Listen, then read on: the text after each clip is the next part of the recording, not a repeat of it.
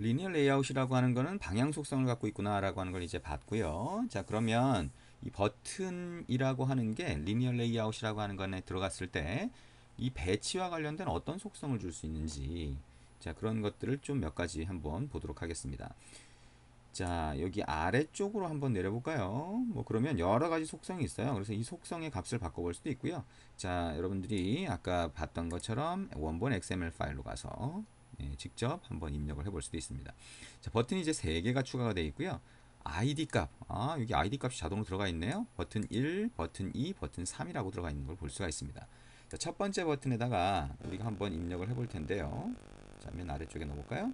자, 이렇게 슬래시 꺽쇠 표시, 자, 엔드 태그라고 하는 이 버튼 엔드 태그가 끝나기 전에, 자, 안드로이드 땡땡 콜론 하고요. 자, 레이아웃 밑줄 긋고 시작하는 것들을 봐보면 여러 가지가 있어요.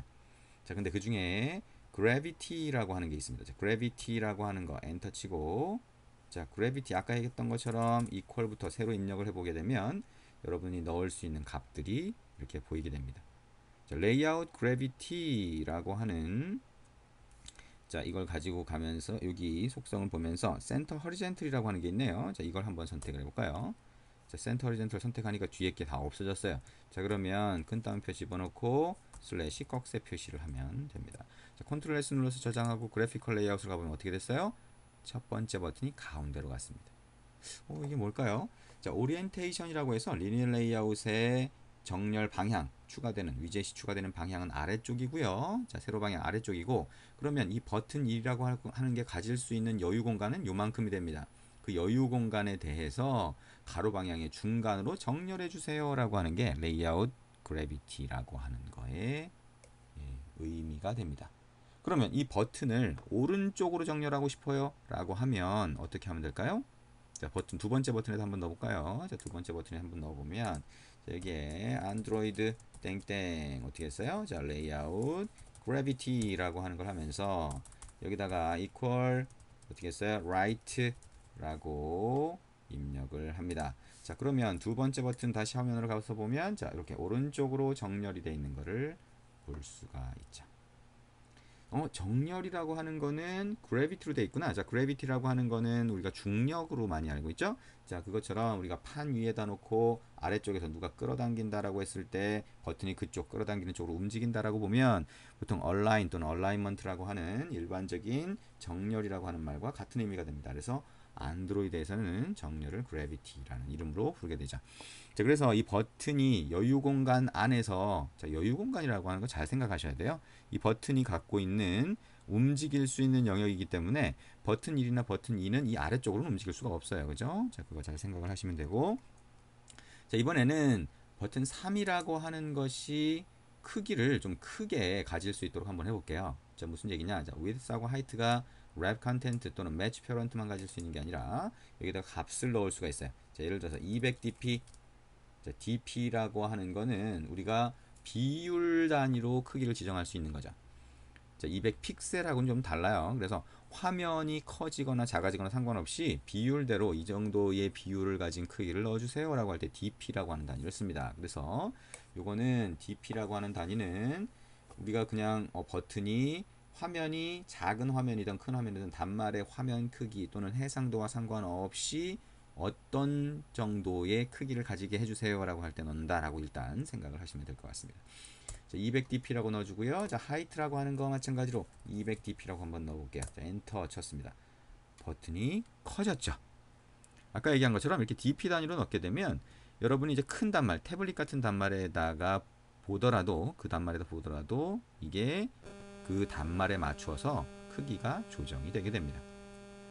자, 근데 어쨌든 자, 이렇게 넣고 나서 자, 버튼 3이라고 하는 글자가 가운데 있죠. 이 버튼 3이라고 하는 글자를 가운데가 아니라 왼쪽이나 오른쪽 같은 것도 만약에 옮기고 싶어요 라고 생각할 수 있습니다. 그죠?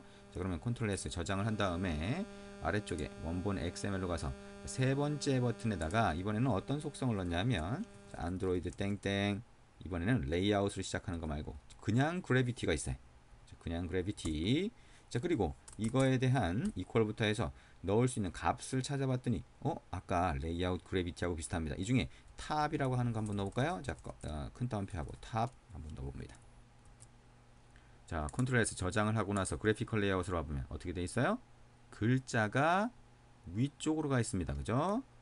자, 그냥 탑으로 하니까 왼쪽으로 다시 정렬이 돼서 글자가 들어갔는데요. 어쨌든 위쪽으로 일단 올려달라라고 하는 얘기입니다. 자, 위쪽으로 하면서 센터라고 하는 걸로 보내면 되겠죠.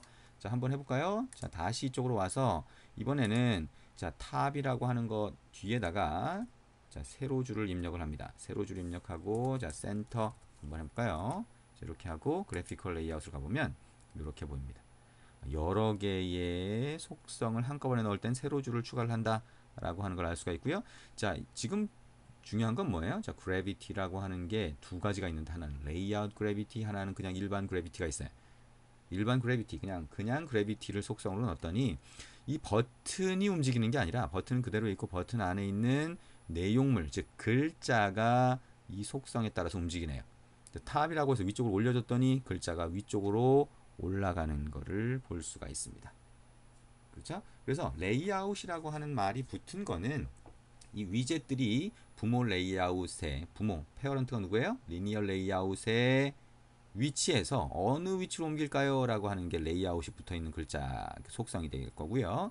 그게 아니라 레이아웃이 붙어 있지 않으면 이 위젯 안에서 어떤 속성을 적용을 할까요가 됩니다. 그래서 그래비티가 두 가지가 있어서 레이아웃 그래비티는 이 버튼이 어느 곳으로 움직일까요? 그래비티는 이 버튼 안에 있는 글자가 내용물이 어떻게 움직일까요? 라고 하는 것을 얘기를 하게 됩니다. 자, 다른 속성은 어떤 게 있을까요? 자, 다른 속성, 대표적인 속성. 자, 여기 보니까 첫 번째 버튼에다가 자, 안드로이드 땡땡. 이번엔 뭘 해볼까요? 자, 레이아웃으로 시작하는데 레이아웃 마진이라고 하는 게 있어요. 자, 마진 이퀄 하고 여기다가 dp 값을 한번 넣어볼 겁니다. 자, 100dp 한번 넣어볼까요? 자, 100dp 컨트롤 S 저장을 하고 그래피컬 레이아웃을 가봤더니 어떻게 됐어요? 이렇게 됐습니다. 지금 뭘 한 거죠? 첫 번째 버튼 1이 있으면 그거에 그 버튼과 다른 위젯 또는 자, 페어런트 리니어 레이아웃과의 상대적인 위치. 자, 상대적인 위치는 생각하면 조금 헷갈릴 수 있으니까요. 자, 다른 위젯. 자, 위에는 위젯이 없지만 위에서부터 띄워주는 공간. 자, 버튼 2라고 하는 위젯이 있으면 버튼이 있으면 그 버튼과의 거리를 100dp만큼 띄워준 겁니다. 자, 아래쪽으로 요만큼의 공간이 100dp. 좌우가 뭐 띄워진 공간 위도 100dp 정도가 된다라고 볼 수가 있겠죠.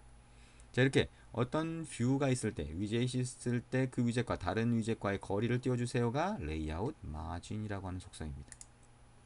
자, 이렇게 레이아웃 마진이라고 넣었죠. 그죠? 자, 그 다음에 자, 두 번째 버튼에다가 자, 우리가 하나 더 추가를 해볼까요? 자, 안드로이드 땡땡. 이번에는 패딩이라고 한번 해보죠. 자, 패딩이라고 한번 해보고 여기다가 값을 또 집어넣습니다. 자, 30dp 한번 넣어볼까요? 자, 컨트롤 S 저장을 하고 그래피컬 레이아웃을 가보면 두 번째 버튼 어떻게 됐어요? 글자와 이 버튼의 안에 있는 공간을 띄워준 겁니다. 패딩이라고 하죠. 레이아웃자가 안 붙었어요. 그죠? 야, 버튼 안에 있는 내용물을 어떻게 할 건지에 대한 속성이니까 레이아웃 없이 패딩이라고 붙은 겁니다. 자, 마진이나 패딩은 자, 레이아웃 마진이라고 하는 것과 패딩은 여유 공간을 얼마나 띄워줄 것인지에 대한 겁니다. 자, 버튼의 여유 공간이 아니고요. 일종의 여백이라고 할 수가 있겠죠? 자, 띄워주는 사이 공간을 얘기를 합니다. 그래서 버튼 바깥의 공간을 레이아웃 마진, 그 다음에 버튼 안에 내용물과의 거리를 패딩이라고 합니다. 자, 이거는 여러분이 전체적으로 동서남북 전체적으로 줄 수가 있고요. 그게 아니라 아까처럼 패딩 탑, 패딩 레프트, 패딩 바텀 이렇게 하면 한쪽 방향으로만 줄 수도 있습니다. 아하, 그렇군요. 자, 이렇게 해서 레이아웃 마진과 패딩에 대해서 한번 봤어요. 자, 그러면 지금 여기 줬던 이런 속성들을 이제 다시 한번 지워 볼게요. 자, 한번 지워보죠. 이렇게 다시 원 상태로 한번 만들어 보도록 하겠습니다. 자, 원 상태로 이렇게 만들어 놓고 컨트롤 S.